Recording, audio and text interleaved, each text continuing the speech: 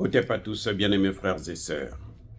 Entre la Chine et les États-Unis, la guerre a commencé. Une guerre commerciale. Les amis, la Chine avait un déficit, les États-Unis avaient un déficit commercial vis-à-vis de la Chine de 480 milliards de dollars en 2022. Ça a été réduit à 180 milliards de dollars en 2023. 2024, on s'attend à presque les mêmes chiffres. Et Donald Trump, pour compenser cela, il taxe les produits chinois à 10% d'augmentation. Il avait voulu faire plus, entre 25 et 50%. Mais le réalisme oblige, il est descendu à 10%. Mais même là, les Chinois ne sont pas d'accord. Eh oui, les Chinois ne sont pas d'accord. Que font les Chinois? Les Chinois disent que nous sommes les premiers acheteurs de votre GNL, le gaz naturel liquéfié. Donc, nous allons aussi augmenter les taxes de ce gaz-là à 15% de plus.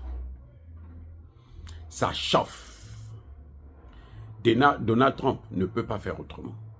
Vous savez, le problème de Donald Trump, c'est qu'il a pensé que comme il a été élu ici aux États-Unis, il a été élu par le monde entier. Non, il a été élu aux États-Unis pour les problèmes américains, pas par le monde entier. Donc, il n'est pas le maître du monde entier, il ne contrôle pas le monde entier. De toutes les façons, l'Amérique est un pays en déclin. Ça, qu'on le veuille ou non, ça va de soi. À partir du moment où on attaque le dollar, on est en train d'attaquer l'économie américaine, la puissance américaine. L'Amérique n'est plus capable d'investir comme elle faisait avant. Elle est capable de faire des guerres, oui, de détruire les pays, mais elle n'est plus capable d'investir en tant que puissance économique du monde. Aujourd'hui, dans le monde, là, ceux qui investissent le plus, ce sont les Chinois. Ah oui, ce sont des milliards que les Chinois investissent chaque année en Afrique. Ce sont des milliers des gens convoyés au repos éternel que les États-Unis investissent chaque année en Afrique. Regardez la preuve. Congo démocratique. Combien qui tombent là à cause de l'Amérique? Parce que les Américains veulent les matières premières gratuitement. Là où les Chinois viennent, ils achètent. Parfois bon marché, mais ils achètent quand même à un gouvernement. Ils ne contournent pas le gouvernement pour créer une milice étatique comme l'armée rwandaise, qui est devenue une milice, et puis venir piller les matières premières. Ça ne se fait pas. Donc, si Donald Trump continue avec cette politique, surtout vis-à-vis de la Chine, la Russie, de toutes les façons, c'est même pas la peine, la Russie est sous embargo, et c'est même la Russie qui a déclenché la dédollarisation. C'est à cause de la Russie qu'il y a la dédollarisation. C'est ça le vrai problème des États-Unis d'Amérique. Parce que les États-Unis d'Amérique, tant que les gens achètent en dollars, les États-Unis font des bénéfices. Ils reçoivent de l'argent.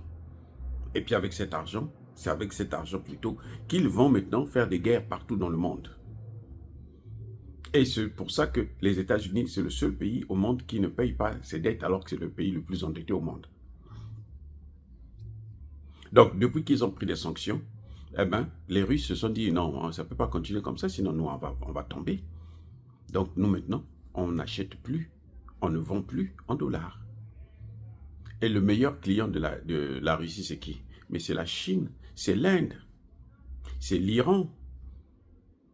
Tout ce monde-là, quand ils font leurs transactions, ça se fait en dehors du dollar. Et c'est une perte à gagner pour les États-Unis. C'est pour ça que le déclin de l'Amérique a déjà été déclenché. Et quand Trump vient avec des politiques expansionnistes, des politiques impérialistes, des politiques où il faut aller faire des guerres ici et là, écoutez, qu'est-ce que nous on en a à foutre avec ça? C'est l'Amérique qui va couler. C'est une évidence. L'Amérique n'est plus celle qu'elle était il y a 10, 15, 20 ans. Maintenant, même en Ukraine, vous voyez, l'Amérique a échoué. L'Amérique a échoué, ils ont donné toutes les armes qu'ils avaient. Quand Donald Trump dit, si l'Ukraine me donne les terres, moi je lui donne des armes. Il entend c'est des paroles en l'air. Qu'est-ce qu'il va donner de plus que l'Ukraine n'a jamais reçu? C'est quoi? Alors les F-35? Mais si eux, ils parlent de F-35, c'est même pas expérimenté. Ce qui est expérimenté, c'est les F-16, qui sont connus dans le monde entier, que c'est un avion performant. Mais la Russie a réduit ça à néant, à zéro. Les Américains ne peuvent plus être fiers de cet avion. Ce n'est plus sur ça. Si ce n'est que sur ça, c'est même pas la peine, ils n'ont qu'à abandonner la guerre dès maintenant. Donc, vous voyez que la guerre des États-Unis contre le monde, c'est une fausse guerre, si l'Amérique veut s'en sortir. Et de toutes les façons, l'Amérique, ce qu'elle a à faire maintenant, c'est limiter les dégâts causés par toute la politique expansionniste, guerrière, de pyromane, hein, où on met le feu partout dans le monde. Il faut que l'Amérique arrête avec ça si elle veut survivre. Si elle ne fait pas ça, l'Amérique sera une puissance moyenne bientôt. Je dis bien bientôt. Vous pouvez aller faire des guerres en Afrique. L'Afrique aujourd'hui est en train de prendre son élan. On ne peut pas arrêter ce qui est en train de se passer en Afrique. C'est impossible. Kagame va être terminé bientôt.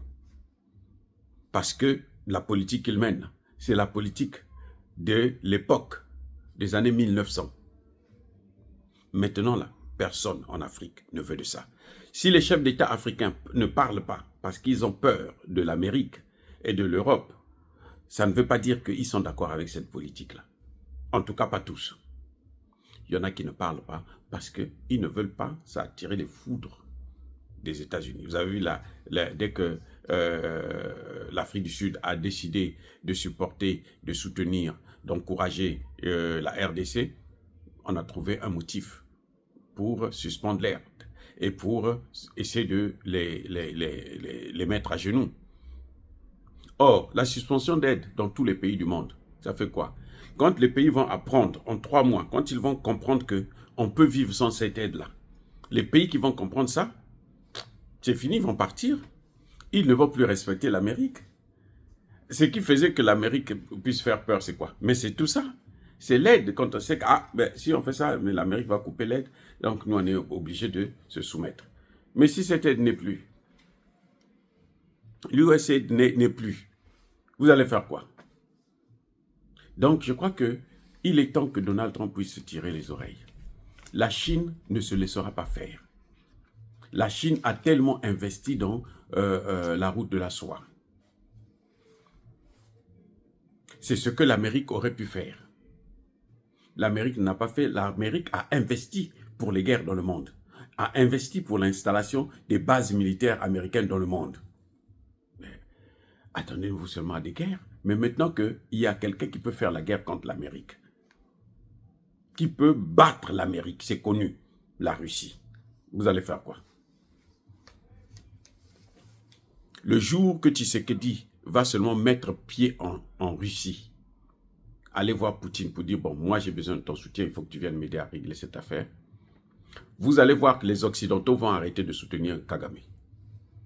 Pour venir vers Tshisekedi pour dire, bon, qu'est-ce que tu veux qu'on te donne, comme ça tu n'amènes pas Poutine chez nous. Je répète, c'est ça justement. Le jour que Tshisekedi va aller en Russie, et il va signer des accords avec Poutine, le même jour, vous allez voir, Américains, Européens vont venir le voir, vont dire, bon, Kagame, écoute, retire tes troupes. Et Tshisekedi, qu'est-ce que tu veux qu'on te donne? Pour que tu nous laisses, maintenant, nous, on va exploiter les matières premières ici. Tu arrêtes avec la Russie. C'est tout, la solution, elle est là. Donc, c'est fini pour l'Amérique. Elle ne peut pas faire la guerre contre la Chine. La Chine a l'argent pour investir. L'Amérique a des militaires pour faire la guerre. Et personne ne veut la guerre. Et la guerre, elle le fait avec les pays pauvres, faibles. Elle ne peut pas faire ça contre la Chine. Taïwan est là, pourquoi ils n'ont pas attaqué? Elle a échoué en Ukraine. Donc, le président Donald Trump doit se méfier. L'arrogance, ce n'est pas bon. L'excès de zèle, ce n'est pas bon. Il a été élu pour l'Amérique, pour une politique américaine. Il n'a pas été élu par le monde pour dire que bon, c'est lui qui va commander le monde entier. C'est fini. Les amis, soyez bénis, abondamment bénis par le Dieu des Kémites et par nos ancêtres angélisés, mais que tous ceux qui persécutent le continent africain, le pillent et le déstabilisent, qu'ils soient noirs, blancs, chinois, arabes, juifs, indiens ou qui qu'ils soient punis, maudits, foudroyés, neutralisés, écrasés, effacés par le Dieu des Kémites et par nos ancêtres angélisés. Vive l'Afrique éternelle. J'ai dit et j'assume.